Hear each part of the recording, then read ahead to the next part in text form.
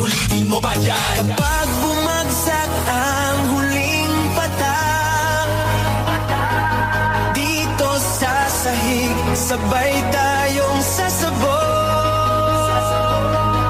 sa tunog